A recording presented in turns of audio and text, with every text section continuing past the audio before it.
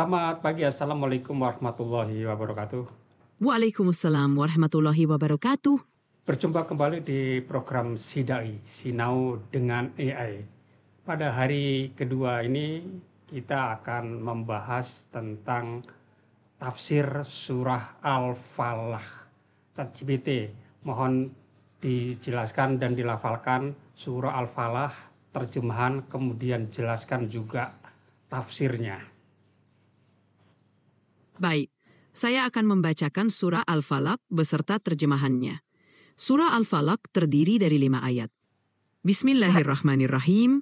Qul a'udzu birabbil falaq min syarri ma khalaq wa min syarri ghasiqin idza waqaba wa min syarri naffatsati fil 'uqad wa min syarri hasidin idza hasada. Terjemahan. Dengan nama Allah yang Maha Pengasih, Maha Penyayang. Katakanlah, aku berlindung kepada Tuhan yang menguasai subuh waktu fajar, dari kejahatan makhluknya yang Dia ciptakan, dan dari kejahatan malam apabila telah gelap gulita, dan dari kejahatan wanita-wanita tukang sihir yang menghembus pada buhul-buhul, dan dari kejahatan orang yang dengki apabila ia dengki. Surah Al-Falaq adalah surah yang mengajarkan kita untuk memohon perlindungan kepada Allah dari segala macam kejahatan. Tafsir dari surah ini menjelaskan bahwa kita diajarkan untuk berlindung kepada Allah dari berbagai macam kejahatan, termasuk kejahatan makhluknya, kejahatan malam yang gelap, kejahatan sihir, dan kejahatan orang yang dengki. Tadi di dalam terjemahan ada kalimat menguasai subuh. Bisa dijelaskan lebih detail dalam konteks kekinian? Tentu, dalam konteks surah Al-Falaq, frase Tuhan yang menguasai subuh merujuk kepada Allah sebagai pencipta dan penguasa segala sesuatu, termasuk waktu fajar atau subuh. Dalam kehidupan modern, ini bisa dimaknai sebagai pengakuan akan kekuasaan Allah atas segala aspek kehidupan, termasuk waktu dan perubahan yang terjadi di dalamnya. Subuh atau fajar adalah waktu yang penuh dengan berkah dan simbol kebangkitan atau awal baru. Dengan menyebut Allah sebagai Tuhan yang menguasai subuh, kita diajak untuk menyadari bahwa Allah menguasai segala perubahan dan awal baru dalam hidup kita. Ini mengajarkan kita untuk selalu mencari perlindungan dan petunjuknya di setiap awal atau perubahan dalam kehidupan kita. Bagaimana dengan orang-orang yang sering melewatkan subuh dengan tertidur? Memang, menjaga waktu sholat termasuk sholat subuh adalah hal yang penting dalam Islam. Namun, setiap orang pasti pernah mengalami tantangan seperti ini. Yang terpenting adalah niat dan usaha untuk memperbaiki diri. Jika seseorang terlewat dari sholat subuh karena tertidur, Islam memberikan kelonggaran dan mendorong untuk segera melakukan sholat begitu terbangun. Rasulullah Shallallahu Alaihi Wasallam bersabda bahwa jika seseorang lupa atau tertidur dan melewatkan sholat, maka ia harus melakukannya segera setelah teringat. Penting untuk terus berusaha memperbaiki kebiasaan dan berdoa agar diberikan kekuatan untuk menjaga sholat tepat waktu. Allah Maha Pengampun dan Maha Penyayang, dan Dia memahami usaha dan niat kita. Banyak cerita-cerita sukses tokoh-tokoh nasional, tokoh-tokoh dunia ini juga sukses karena mereka bangun subuh bahkan sebelum subuh. Bisa diceritakan tentang hal ini lebih lanjut? Benar, banyak tokoh-tokoh sukses di berbagai bidang yang dikenal memiliki kebiasaan bangun pagi, bahkan sebelum subuh, untuk memulai hari mereka dengan produktif. Kebiasaan ini seringkali dikaitkan dengan berbagai manfaat, seperti meningkatkan fokus, produktivitas, dan kesehatan mental. Misalnya, banyak pemimpin dunia, pengusaha, dan atlet yang meluangkan waktu di pagi hari untuk berolahraga, bermeditasi, atau merencanakan hari mereka. Dengan bangun lebih awal, mereka dapat memulai hari dengan tenang dan penuh persiapan.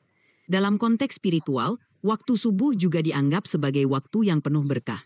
Banyak orang yang merasa lebih dekat dengan Allah dan lebih fokus dalam beribadah ketika mereka bangun di waktu tersebut. Intinya, kebiasaan bangun pagi dapat memberikan manfaat besar baik dari segi produktivitas maupun spiritual. Jika kita berusaha untuk memanfaatkan waktu dengan baik, insya Allah kita juga akan merasakan manfaatnya.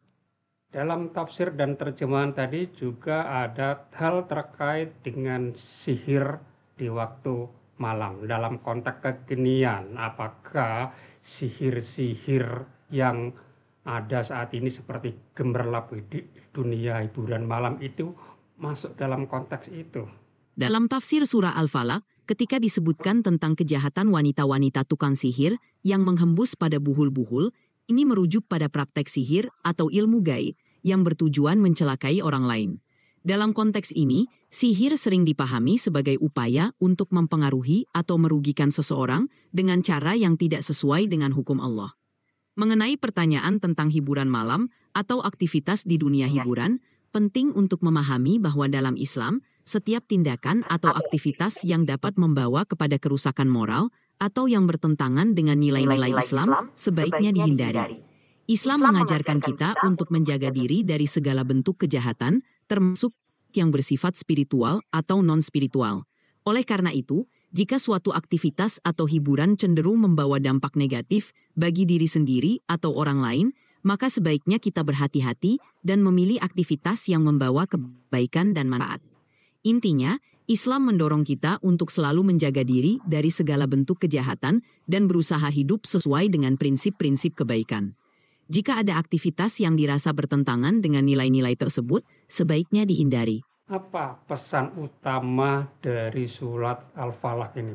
Pesan utama dari surah Al-Falaq adalah pentingnya memohon perlindungan kepada Allah dari segala bentuk kejahatan. Surah ini mengajarkan kita untuk selalu bergantung kepada Allah dan mencari perlindungannya dari berbagai bahaya yang mungkin kita hadapi, baik yang bersifat fisik maupun spiritual. Surah Al-Falaq mengingatkan kita bahwa dalam kehidupan ini ada banyak hal yang berada di luar kendali kita, termasuk kejahatan yang mungkin datang dari makhluk lain atau situasi tertentu. Oleh karena itu, kita diajarkan untuk senantiasa memohon perlindungan kepada Allah, khususnya di waktu-waktu yang penuh tantangan, seperti malam hari. Pesan ini mengajarkan kita untuk selalu waspada dan menjaga diri dari segala bentuk kejahatan, serta memperkuat hubungan kita dengan Allah melalui doa dan ibadah. Dengan demikian, kita diingatkan untuk selalu bergantung kepadanya dalam menghadapi berbagai ujian dan tantangan dalam hidup.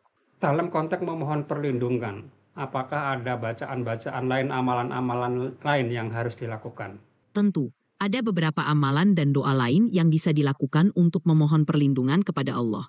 Selain membaca surah Al-Falaq, ada beberapa bacaan yang diajarkan dalam Islam untuk perlindungan. Di antaranya, 1. Ayat kursi surah Al-Baqarah 2255. Ayat ini dikenal sebagai ayat perlindungan yang sangat kuat. Membacanya setelah setiap sholat dapat memberikan perlindungan dari bahaya. 2. Surah Al-Ikhlas, Al-Falaq, dan An-Nas. Ketiga surah ini sering dibaca bersama sebelum tidur untuk memohon perlindungan dari segala macam kejahatan. 3. Doa perlindungan. Ada banyak doa yang diajarkan oleh Nabi Muhammad SAW untuk memohon perlindungan, seperti doa yang dibaca ketika memasuki rumah, bepergian, atau saat menghadapi situasi yang menantang. Misalnya, doa yang diajarkan untuk perlindungan dari gangguan syaitan adalah A'udzubillahi minasyaitonirrajim, aku berlindung kepada Allah dari godaan syaitan yang terkutuk. Intinya, Islam memberikan kita berbagai cara untuk memohon perlindungan kepada Allah dan kita dianjurkan untuk melaksanakannya dengan ikhlas dan penuh keimanan. Bisa kamu jelaskan tentang riwayat atau sejarah turunnya wahyu surah Al-Falaq ini? Surah Al-Falaq yang merupakan surah ke-1013 dalam Al-Quran termasuk dalam golongan surah Makkiyah yang diturunkan di Mekah sebelum Nabi Muhammad SAW hijrah ke Madinah. Surah ini terdiri dari 5 ayat dan termasuk dalam golongan surah-surah pendek yang sering dibaca dalam sholat. Menurut riwayat, turunnya surah Al-Falaq berhubungan dengan situasi di mana Nabi Muhammad. Baik, terima kasih ChatGPT atas diskusi kita pada hari ini. Semoga memberikan manfaat bagi kita semua. Dan pemirsa jangan lupa tetap stay tune di program Sidai Sinau dengan AI. Sampai jumpa pada topik selanjutnya. Wassalamualaikum warahmatullahi wabarakatuh. Waalaikumsalam warahmatullahi wabarakatuh. Semoga kita semua senantiasa mendapatkan perlindungannya.